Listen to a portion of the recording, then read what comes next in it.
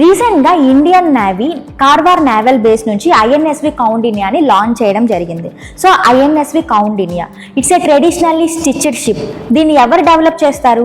Ministry of culture, Indian navy and Goa's Hodi innovation వాళ్ళు దీన్ని develop చేయడం జరిగింది. సో ఇది 5th సెంచరీ సిఈకి సంబంధించిన అజంతా కేవ్ పెయింటింగ్స్ని డెపిక్ట్ చేస్తుంది. సో దీన్ని ట్రెడిషనల్ మెథడ్ని యూజ్ చేసి బిల్డ్ చేయడం జరిగిందనమాట.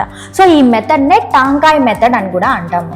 సో ఇది 2000 ఇయర్ ఓల్డ్ టెక్నిక్, ఈ టాంకాయ్ మెథడ్ అనేది. సో ఇందులో షిప్లో ఉన్న వుడెన్ ప్లాంక్స్ని నార్మల్గా ఐరన్ నెయిల్స్తో కాకుండా coconut fibre or coir threads and natural రెజిన్స్ని యూజ్ చేసి దీన్ని స్టిచ్ చేయడం జరుగుతుంది. ఇలా న్యాచురల్ రెజిన్స్ని యూజ్ చేసి స్టిచ్ చేయడం వల్ల ఫ్లెక్సిబిలిటీ అండ్ డ్యూరబిలిటీ అనేది ఉంటుంది. అండ్ ఫర్దర్గా షిప్కి డ్యామేజ్ కూడా అవ్వకుండా ఉంటుంది అనమాట.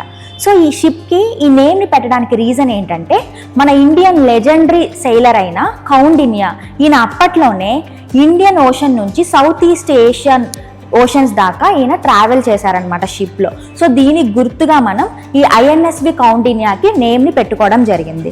సో దీన్ని ఫర్దర్గా ఏన్షియంట్ మ్యారిటైమ్ రూట్ అయిన గుజరాత్ టు ఒమెన్, ఈ రూట్ మీద దీన్ని యూజ్ చేయబోతున్నారు.